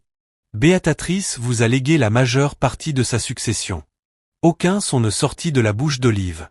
C'est impossible, murmura-t-elle enfin. Je ne suis pas de sa famille. Vous êtes exactement la personne qu'elle avait choisie, répondit-il doucement. Il tourna une page. La valeur totale de la succession est estimée à environ 96 millions de dollars. Le chiffre frappa Olive comme un choc physique. 96 millions. Ses oreilles bourdonnaient. Son cœur battait à tout rompre. Je n'ai même pas de quoi payer mon loyer, balbutia-t-elle. Elle le savait, dit simplement monsieur Adamy. Olive ferma les yeux. Les larmes coulèrent. Elle vous observait, continua-t-il. Assez près pour voir qui vous étiez quand personne ne regardait. Les souvenirs affluèrent, l'étal, la clinique, la nuit passée à tenir la main de Béatrice. Je ne l'ai pas aidée pour recevoir quelque chose, murmura Olive. C'est précisément pour cela qu'elle vous a choisi. Il expliqua les conditions. Aucune épreuve cruelle. Aucune vengeance. Aucune reconnaissance publique exigée. Une seule condition, Utiliser la richesse de manière responsable, en accord avec les valeurs de dignité, de compassion et d'intégrité. Et si je refuse? Demanda Olive. Monsieur Adamy lui tendit une lettre. Elle avait prévu cette question. Olive la lut, tremblante. Olive, si tu lis ceci, c'est que je suis parti. N'aie pas peur de ce que je t'ai laissé. Je ne t'ai pas choisi parce que tu étais faible, mais parce que tu étais forte quand cela comptait. La richesse est dangereuse seulement entre les mains de ceux qui la recherchent. Toi, tu ne l'as jamais fait. Olive éclata en sanglots. Pas à cause de l'argent, mais parce que, pour la première fois depuis longtemps, quelqu'un l'avait vraiment vue. En quittant le bureau, le monde lui sembla irréel. Le soleil brillait. Les rues étaient inchangées. Les passants ignoraient qu'une femme invisible venait d'hériter d'une fortune inimaginable. De retour dans sa petite chambre, Olive s'assit en silence. 96 millions. Ce chiffre n'apportait pas la joie, mais la responsabilité. Elle pensa à Samuel, à l'homme qui était parti quand elle était devenue un fardeau. Elle ne ressentit pas de colère. Seulement de la clarté. Elle toucha le bracelet et murmura. « Merci. » Cette nuit-là, Olive prit une décision. Elle n'annoncerait pas l'héritage. Elle ne chercherait pas la vengeance. Elle ne changerait pas du jour au lendemain. Elle guérirait d'abord. Encore. Puis en esprit. L'argent pouvait attendre. De l'autre côté de la ville, Samuel Incoranza riait autour d'un dîner avec Nadia Kamar, ignorant que la femme qu'il avait abandonnée était désormais l'une des personnes les plus riches qu'il rencontrerait jamais. Et Olive Nuranisa, assise tranquillement dans sa chambre modeste, comprenait quelque chose que Samuel n'avait jamais compris. Le vrai pouvoir n'arrive pas dans le bruit. Il arrive dans le silence. Et quand il arrive, il change tout. Olive Nuranisa ne s'est pas réveillée riche le matin après avoir appris la vérité. Elle s'est réveillée comme elle le faisait depuis des mois. Lentement, prudemment, avec le poids familier de son corps lui rappelant ses limites. La lumière du soleil filtrait à travers la fenêtre fissurée de sa petite chambre, touchant le mur avec la même douceur silencieuse que toujours. Rien n'avait changé à l'extérieur. Mais à l'intérieur d'Olive, quelque chose avait changé. Pour la première fois depuis l'accident, elle ne sentait plus que sa vie était terminée. Elle ne se sentait ni triomphante, ni exaltée. Ce qu'elle ressentait était quelque chose de bien plus stable, la possibilité. Ce matin-là, elle bougea avec intention, prépara du thé, s'assit calmement tandis que la vapeur montait de la tasse. Le chiffre 96 millions lui paraissait toujours irréel, comme une histoire appartenant à quelqu'un d'autre. Elle n'en avait parlé à personne, ni à un ami, ni à un voisin, pas même au thérapeute qui l'avait vu lutter semaine après semaine. Elle voulait du silence, du temps, de l'espace pour respirer sans attente. Cet après-midi-là, Olive appela le docteur T. Elias Mohanji. « Je veux reprendre la thérapie », dit-elle calmement. De manière plus intensive. « Je suis prête. » Il y eut un silence au bout du fil, puis de la surprise, puis de la chaleur. « C'est une très bonne nouvelle », répondit le docteur Mohanji. « Nous pouvons concevoir un programme adapté à vos besoins. » Olive hocha la tête, même s'il ne pouvait pas la voir. « Je veux tout essayer. » Elle ne dit pas pourquoi. Elle ne mentionna pas l'argent. Et le docteur Mohanji ne posa pas de questions. Le centre de rééducation qu'Olive choisit était modeste mais réputé. Pas de luxe, pas de titre dans les journaux. Elle paya discrètement, organisant tout par l'intermédiaire du bureau de Monsieur Adamy afin d'éviter toute attention. Pour le personnel, elle n'était qu'une patiente de plus, déterminée à retrouver autant d'autonomie que possible. Les premières séances furent brutales. Ses muscles tremblaient. La sueur imbibait ses vêtements. La douleur surgissait dans des zones qu'elle avait appris à ignorer. Mais Olive l'accueillait. La douleur signifiait l'effort. L'effort signifiait la vie. Certains jours, elle rentrait dans sa chambre épuisée au-delà des mots. Ses bras la faisaient souffrir, son dos brûlait. Mais le soir, lorsqu'elle s'allongeait, elle dormait plus profondément qu'elle ne l'avait fait depuis des mois. Les progrès arrivèrent lentement, quelques secondes de plus debout avec soutien, des transferts plus stables, un meilleur équilibre. Chaque amélioration était minime, mais Olive les célébrait en silence, seule. Elle n'avait pas besoin d'applaudissements. Elle avait besoin de preuves. Et chaque jour, son corps lui en donnait juste assez pour continuer. Olive commença aussi à voir une conseillère, non parce qu'elle était brisée, mais parce qu'elle avait tout porté seule trop longtemps. Elle parla de l'accident, de Samuel, du moment où il était parti.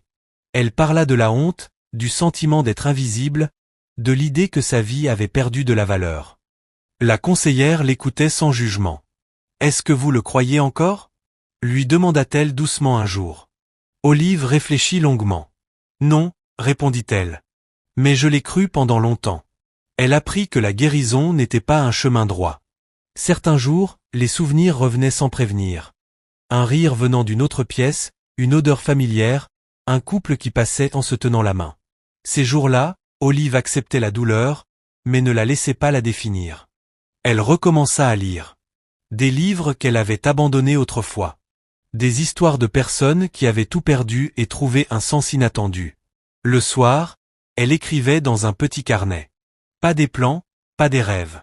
Des réflexions. Qui elle avait été. Qui elle devenait. Elle n'écrivait pas souvent le nom de Samuel. Et quand elle le faisait, ce n'était pas avec amertume. À travers la ville, Samuel Anoruniza apprenait une leçon bien différente. La vie avec Nadia Kamar n'était pas aussi facile qu'elle en avait l'air au début. Au départ, tout semblait léger, libre. Pas d'horaires médicaux, pas de séances de thérapie, pas de mouvements calculés. Mais peu à peu, des fissures apparurent. Nadia remarqua quand Samuel hésitait face aux dépenses, quand son travail n'avançait pas aussi vite qu'il l'avait promis. Quand le stress remplaçait la confiance. « Tu avais dit que les choses s'amélioreraient », fit-elle remarquer un soir, les yeux rivés sur son téléphone. « Elles s'amélioreront », répondit Samuel, agacé. « Ça prend du temps. » Nadia soupira. « Je pensais juste que… » Elle ne termina pas sa phrase, mais Samuel l'entendit quand même. Pendant ce temps, Olive se concentrait sur elle-même. Elle n'améliora rien. Elle n'acheta pas de nouveaux vêtements, à part ceux nécessaires à la thérapie. Elle ne déménagea pas. Elle n'annonça pas une nouvelle vie. Elle attendait non par peur, mais parce qu'elle construisait quelque chose de solide sous la surface. Un après-midi, alors qu'Olive s'exerçait à se tenir debout entre les barres parallèles, le docteur Mohanji l'observa attentivement. « Vous avez beaucoup progressé, dit-il. Plus que vous ne le pensez. » Olive sourit légèrement. « Je me sens plus forte. »« Vous l'êtes » répondit-il. « Physiquement. Mentalement. » Elle hocha la tête. « J'ai dû apprendre à survivre d'abord. » Il la regarda avec un respect silencieux. Beaucoup de gens n'y parviennent jamais. Ce jour-là, Olive rentra chez elle fatiguée, mais pleine d'espoir. Elle s'arrêta devant son immeuble, observant les passants. Des gens qui ne connaissaient ni son histoire, ni sa douleur, ni sa fortune. Elle aimait que ce soit ainsi. Le soir, elle sortit le bracelet de Béatatrice et le serra dans sa paume. « J'essaie, » murmura-t-elle. « Comme tu l'as dit. » Dans ces moments de doute, elle se rappelait le regard de Béatatrice, un regard de confiance, pas de pitié. Cette confiance la portait bien plus que l'argent ne l'aurait jamais pu. Les semaines passèrent, puis les mois. Le corps d'Olive répondit lentement mais sûrement. Elle retrouva une force partielle, un meilleur contrôle, davantage d'autonomie. Sa thérapeute souriait plus souvent. « Vous faites un travail remarquable », lui dit-elle un jour. Olive secoua la tête. « Je n'abandonne simplement pas. » Elle commença aussi à se renseigner discrètement sur des organisations venant en aide à des personnes comme elle. Des personnes abandonnées lorsqu'elles devenaient gênantes. Des femmes qui avaient tout perdu parce que quelqu'un avait décidé qu'elle ne valait plus la peine qu'on reste. Elle ne donna pas encore d'argent. Elle observait. Elle écoutait. Elle apprenait. L'héritage restait intact, soigneusement géré, en attente. Olive savait que le moment viendrait d'entrer dans cette nouvelle réalité, mais pas encore. Pas tant qu'elle ne pourrait pas tenir debout émotionnellement, sans s'appuyer sur quoi que ce soit d'autre. Ainsi se poursuivait la renaissance silencieuse d'Olive Nuraniza. Sans annonce. Sans vengeance. Juste une force reconstruite, un souffle à la fois. Le monde qu'il avait ignoré allait la revoir. Mais lorsqu'il le ferait, il ne reconnaîtrait pas la femme qu'elle était devenue.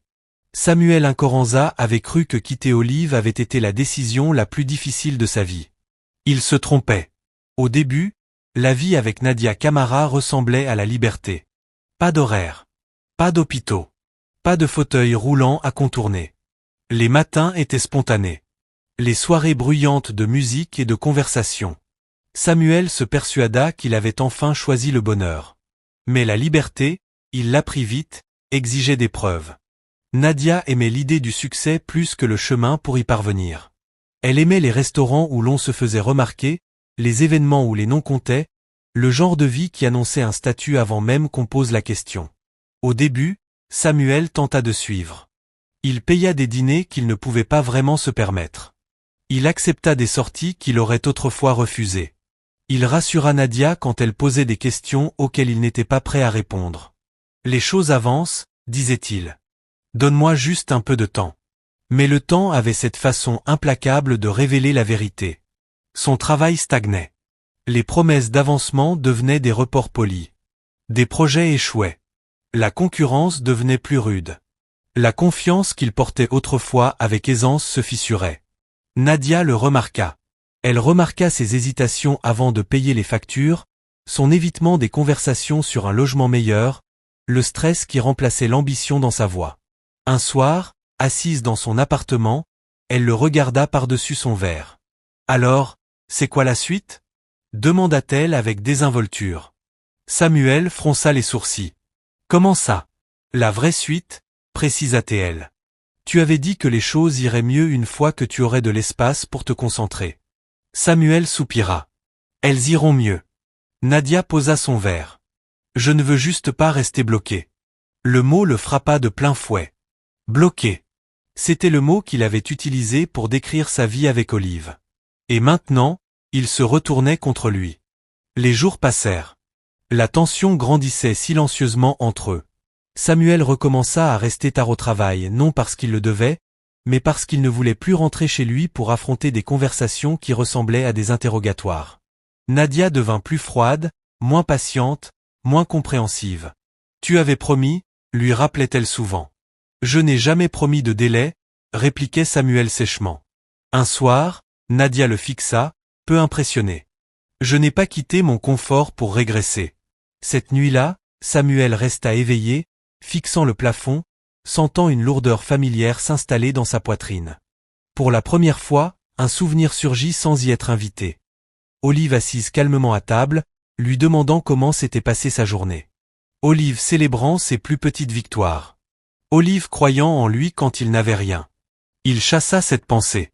À l'autre bout de la ville, Olive Nuranisa vivait paisiblement, volontairement ignorante du délitement émotionnel que traversait Samuel. Elle poursuivait sa thérapie, continuait de renforcer son corps, continuait d'apprendre à exister sans s'excuser. Elle ne suivait pas la vie de Samuel, ne consultait pas les réseaux sociaux, ne demandait aucune nouvelle aux connaissances communes. Elle n'en avait pas besoin. Samuel, en revanche, commença à avoir des rappels d'Olive partout. Une femme en fauteuil roulant attendant patiemment à un arrêt de bus. Une voix douce offrant de l'aide sans qu'on la demande. Une force discrète, qui ne se proclamait pas. La culpabilité qu'il avait enfouie refit surface. Puis vinrent les difficultés financières. Une dépense imprévue. Un paiement retardé. Une occasion manquée. Nadia réagit vivement. « Tu m'avais dit que tu étais stable », lança-t-elle, l'agacement évident. « Je le suis », répondit Samuel sur la défensive. « Les choses fluctuent. »« Je n'ai pas de temps pour les fluctuations », rétorqua-t-elle. Les disputes suivirent, d'abord petites, puis de plus en plus bruyantes. Nadia accusa Samuel de manquer d'ambition. Samuel accusa Nadia d'être matérialiste. « Tu savais qui j'étais » dit-il un soir. « Je savais qui tu disais être » répliqua Nadia. L'illusion se brisa complètement. Un soir, Samuel rentra et trouva Nadia en train de faire son sac. « Qu'est-ce que tu fais » demanda-t-il.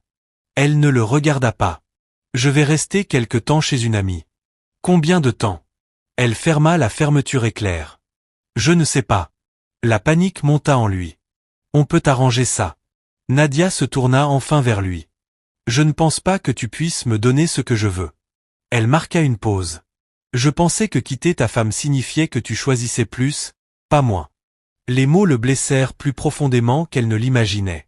Après son départ, Samuel resta seul dans l'appartement, entouré d'un silence trop familier. Sauf que cette fois, il n'était pas nouveau. Il était mérité. Les jours devinrent des semaines. Nadia ne revint pas. Les messages restèrent sans réponse. Finalement, Samuel cessa d'essayer. Il commença à réduire ses dépenses, à rapetisser sa vie morceau par morceau. La confiance qu'il portait autrefois avait disparu, remplacée par un regret silencieux. Un après-midi, il croisa Ruth Nuranisa dans un petit marché. Elle parut surprise de le voir. « Samuel » dit-elle. « Ruth » répondit-il. Ils échangèrent quelques politesses, puis elle hésita. « Comment va Olive » demanda-t-elle prudemment.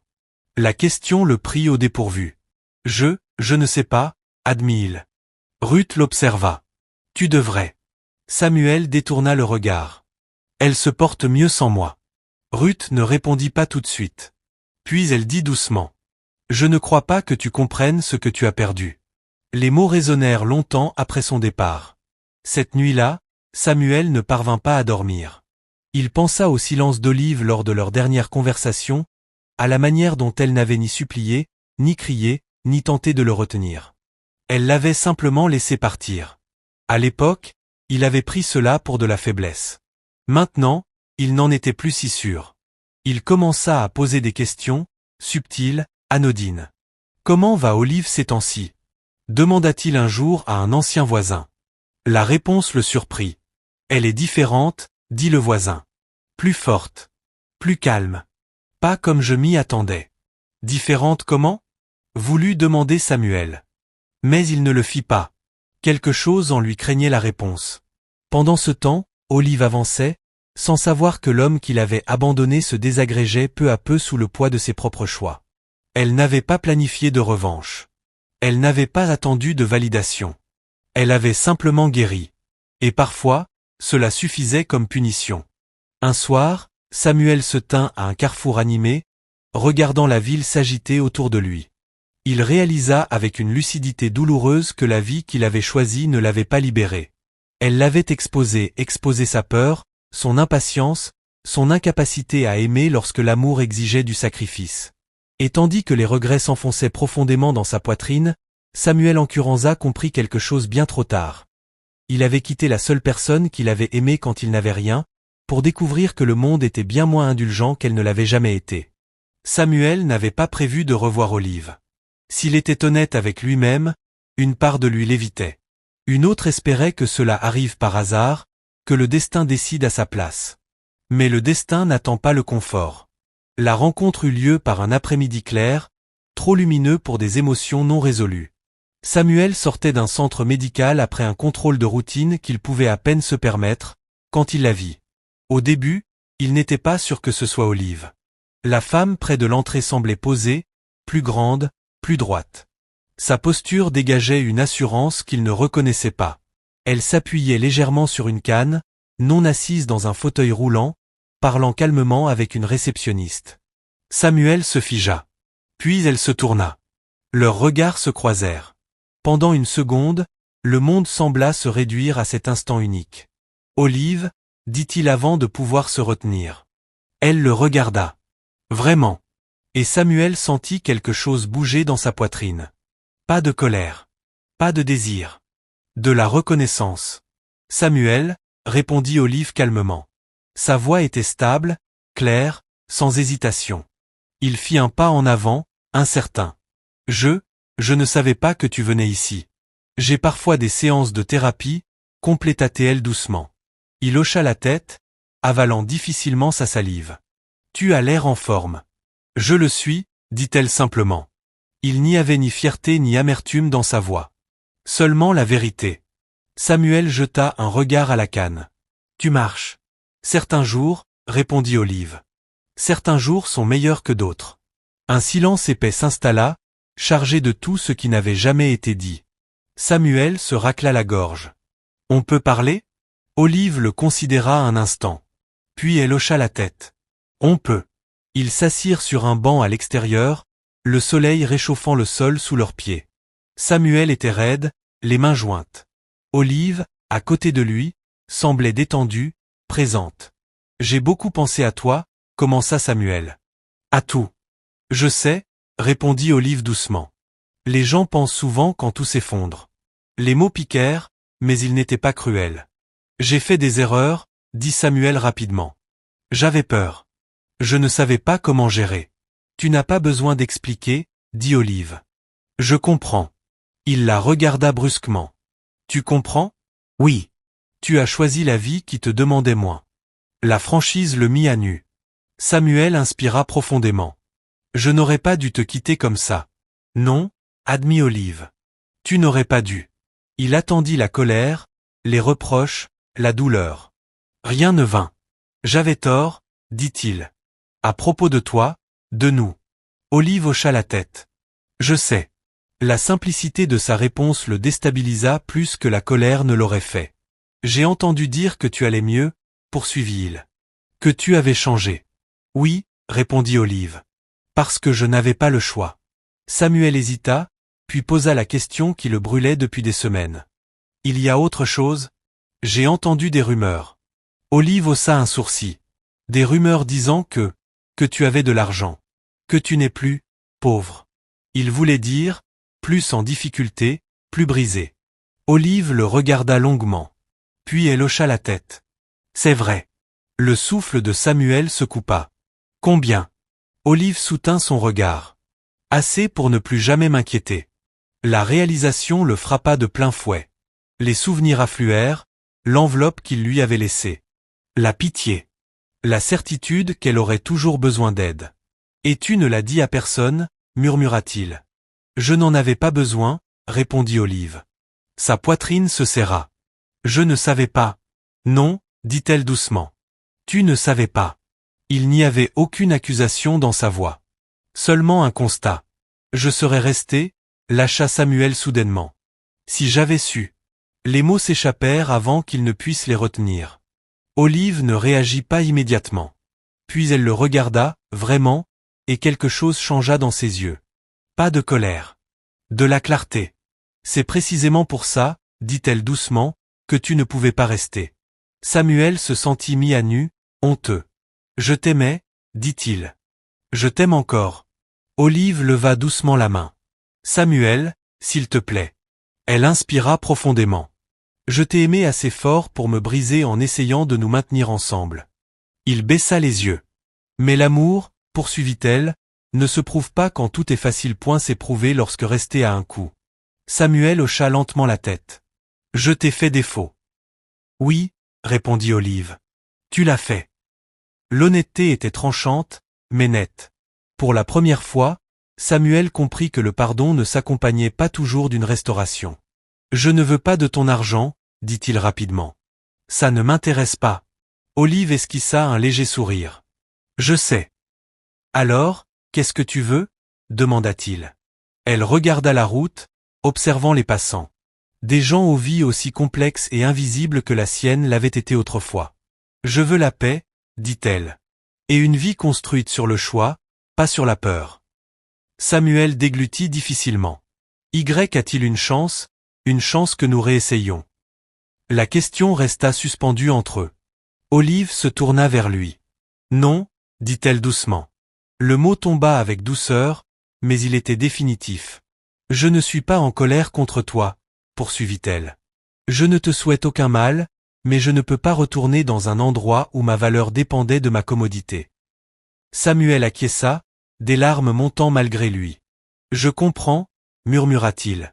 Ruth et Curanza s'approchèrent prudemment de loin, les ayant remarqués ensemble. Ruth s'arrêta en voyant Olive, la surprise traversant son visage. Olive, dit-elle doucement. Ruth, répondit Olive chaleureusement. Ruth sourit. Tu as l'air forte. Olive hocha la tête. Je le suis. Ruth jeta un regard à son frère, puis revint vers Olive. Je suis contente. Olive aussi. Samuel se leva lentement.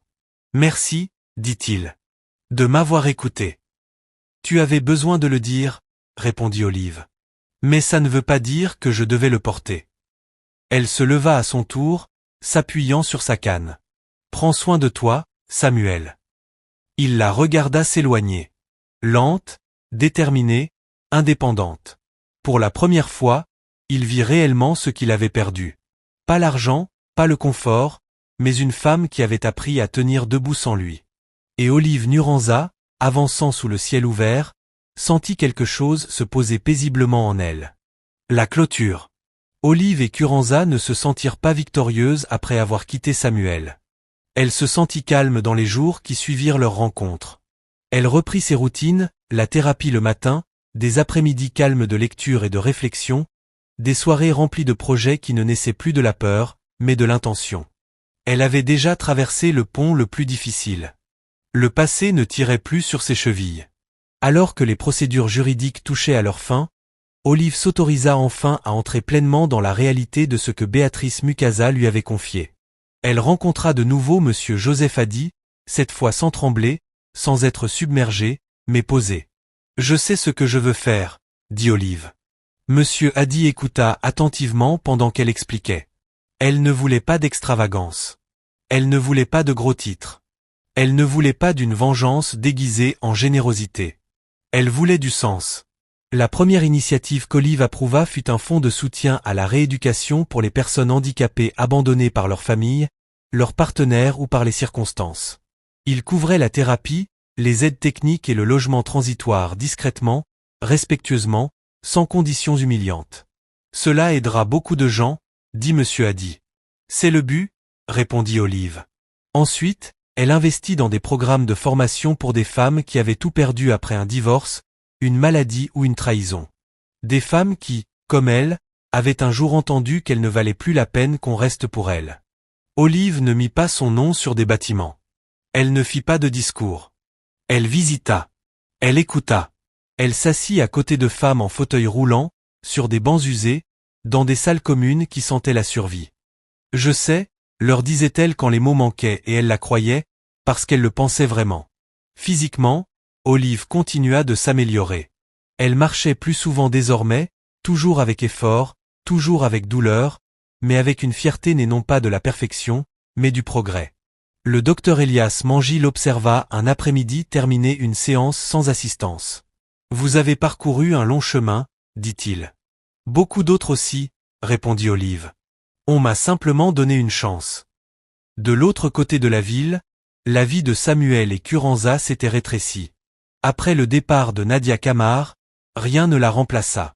Le travail resta instable. L'ambition émoussée par le regret. Les nuits s'étiraient, longues et silencieuses, remplies de pensées qu'il ne pouvait plus fuir. Il entendait parler d'Olive, pas directement, mais par fragments. Un centre de rééducation qui étendait ses services. Un fonds aidant des femmes à reconstruire leur vie. Une bienfaitrice discrète qui n'apparaissait jamais en public. L'ironie ne lui échappait pas. La femme qu'il avait abandonnée parce qu'elle semblait faible était devenue une source de force pour les autres. Samuel ne l'approcha plus jamais. Certaines leçons, comprit-il, n'étaient pas faites pour être adoucies. Un soir, Samuel se tint au bord d'une rue animée, regardant les couples passer, écoutant les gens se plaindre de problèmes qui lui auraient autrefois paru insignifiants.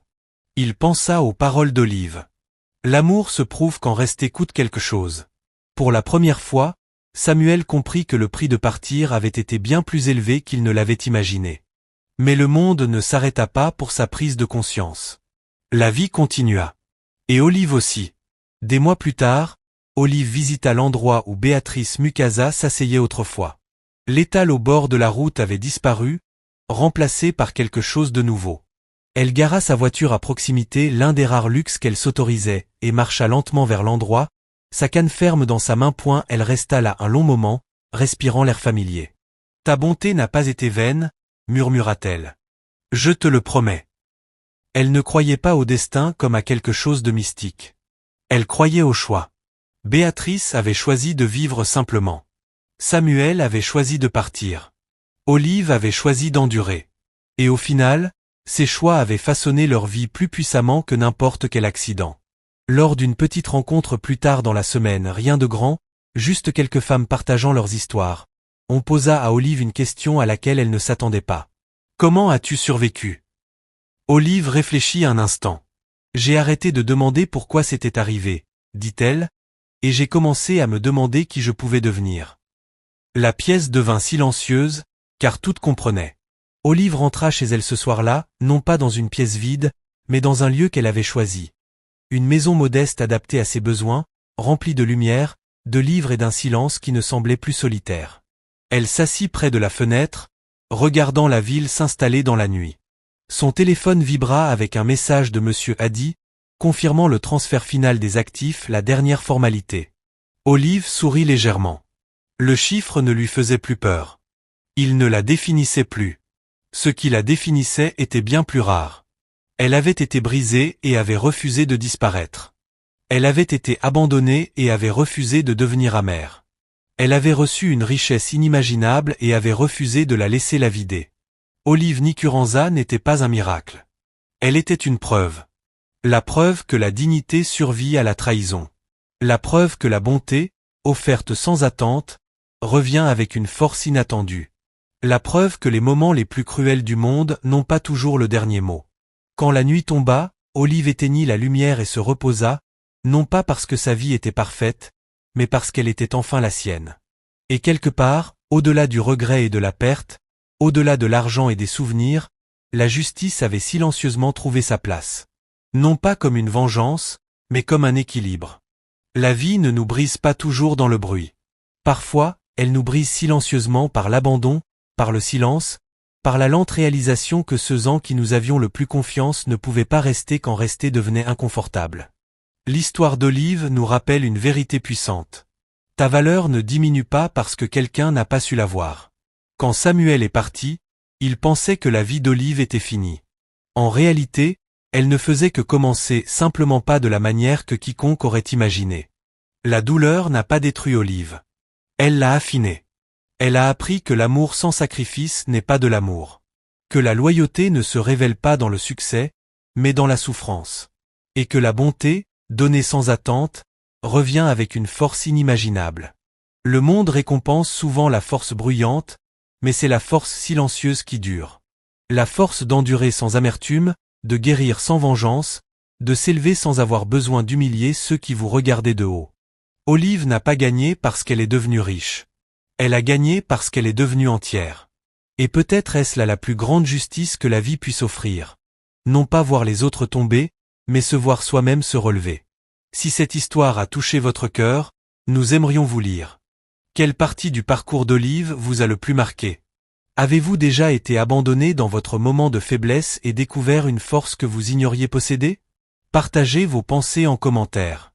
Et si vous croyez que ces histoires d'humanité, de karma et de résilience silencieuse comptent, abonnez-vous à cette chaîne pour d'autres récits puissants et transformateurs qui nous rappellent qui nous sommes vraiment.